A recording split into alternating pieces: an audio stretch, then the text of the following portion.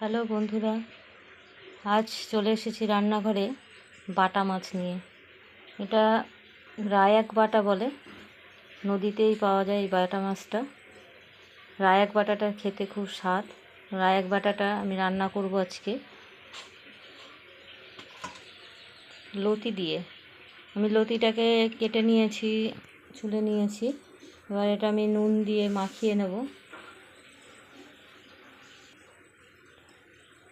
নুন দিয়ে লতিটাকে আমি মাখিয়ে রেখে দেব কিছুক্ষণ। নুন দিয়ে মাখিয়ে নিয়েছি। এবার আমি মাছটাকে নুন দিয়ে হলুদ দিয়ে আমি মাখিয়ে নেব।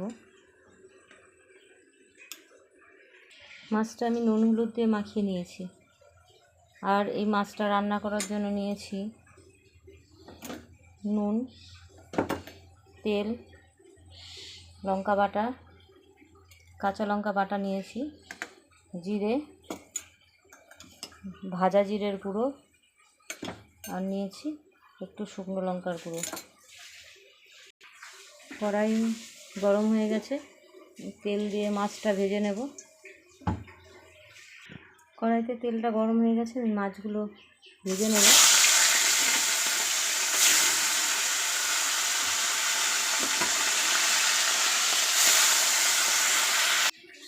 মাছটা আমি ভেজে তুলে নিয়েছি, কড়াইতে তেল দিয়ে দিয়েছি।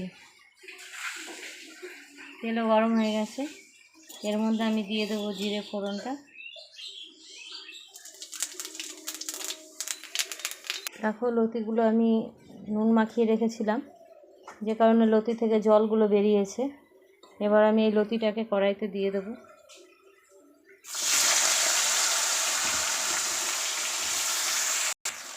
লতি আমি কড়াইয়ে দিয়েছি, নুন দেবো না এখনই আর। এবার আমি ঢেকে দেব। ঢাকাটা সরিয়ে নিয়ে এবার আমি দিয়ে দেবো হলুদ। দিচ্ছি হলুদটা।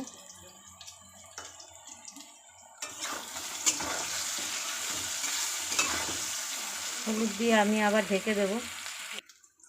দেখি লতিটা কতটা হলো। দেখো, লতিটা কি সুন্দর ভাজা ভাজা ছাড়া ছাড়া হয়েছে।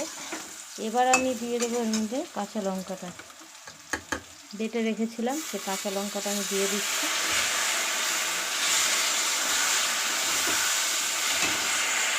কাঁচা লঙ্কাটা দিয়ে আমি নেড়ে এখন আমি দিয়ে দেবো জল।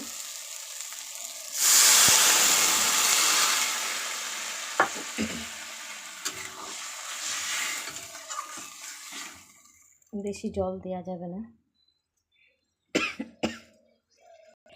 এখন আমি দিয়ে দেবো এর মধ্যে সামান্য নুন, কেননা নুন তখন আমি আর ঝোলে দেইনি। দিলে নুন লতিটা বেশি নুনটা হয়ে যাবে, তাই এখন একটু ঝোলে অল্প একটু নুন দেবো।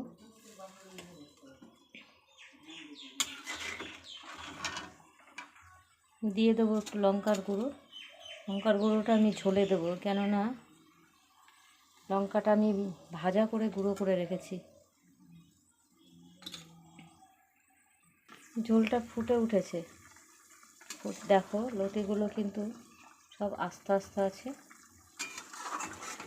একটুও ভেঙে যায়নি। খুব সাবধানে লতিটা নাড়তে হবে।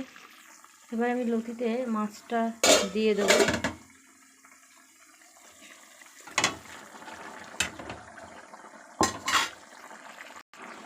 মাছ দিয়ে দিয়েছি, এবার এর মধ্যে দিয়ে দেবো জিরের গুঁড়োটা। জিরের গুঁড়ো দিয়ে নেড়ে আমি মাছটা একটুখানি ঢেকে দেবো।